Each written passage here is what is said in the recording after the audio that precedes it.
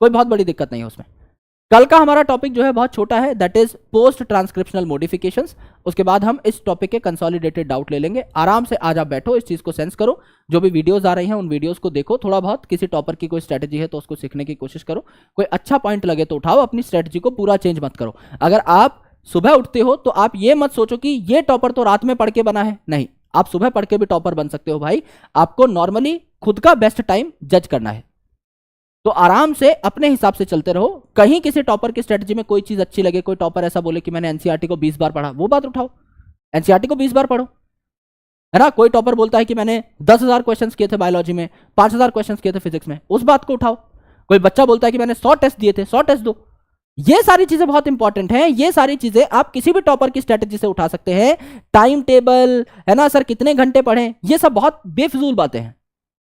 क्योंकि अगर मैं आपको बोलूं, लेट्स से मैं आज आपको बोलता हूं यार 14 घंटे पढ़ो, पढ़ लोगे? कल पढ़ोगे 14 घंटे मेरे बोलने से?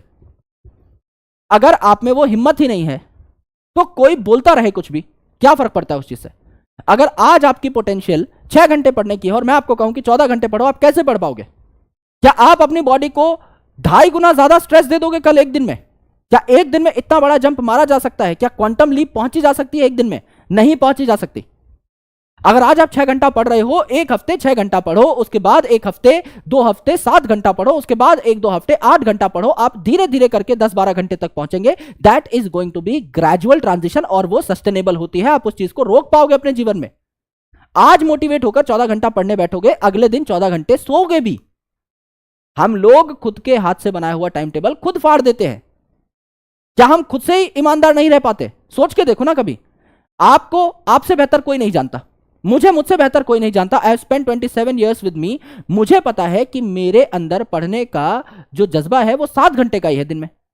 तो मैं ऐसा टाइम टेबल बनाता ही क्यों हूं कि 5 बजे वेकअप, 6 बजे मैं मेडिटेशन करूंगा, 7 बजे मैं दौड़ने जाऊंगा, 8 से 12 बजे तक मैं पढ़ूंगा, उसके बाद रात को मैं 1 बजे तक पढ़ूंगा। मैं क्यों अपने आप से सच नहीं बोल पा रहा? क्योंकि मैंने अपने आप का आंकलन नहीं किया है। I haven't evaluated my self well. You need that self analysis, you need that self evaluation. आपको समझना पड़ेगा कि आप कहां कमजोर हो, और आपको धीरे धीरे जंप्स मारनी पड़ेंगी। इसीलिए तो हर बच्चा साल में 100 टाइम टेबल बनाता है। कभी सोचा है इस बात को कि हम खुद से ही क्यों नहीं सच बोल पा रहे? क्योंकि हमने खुद को समझा नहीं है अभी। समझो, आराम से धीरे धीरे ग्रेजुअल जंप्स मारो, सस्टेनेबल जंप्स मारो, उसको अपनी जिंदगी में उतारो। आप 2-2.5 महीना किसी से पीछे हो जाओगे तो कुछ नहीं छूटेगा। आप ये भी तो सोचो, आपको 10 घंटा पढ़ने की आदत भी तो लग गई उस 2-2.5 महीने के प्रोसेस के दौरान। अब आप औरों से आगे भी तो पहुंच जाओगे।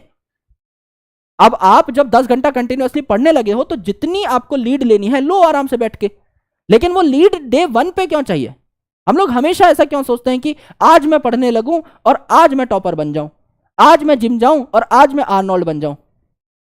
क्योंकि उस प्रोसेस को एंजॉय नहीं करते हम लोग। इस प्रोसेस को एंजॉय करो, बहुत मजा आने वाला है, साथ साथ चलेंगे, प्रॉमिस करके जा रहे हो। मां की कसम है तुम सब लोगों को, है ना। पढ़ना भाई ईमानदारी से, और बाकी जो होगा हम देख लेंगे, है ना।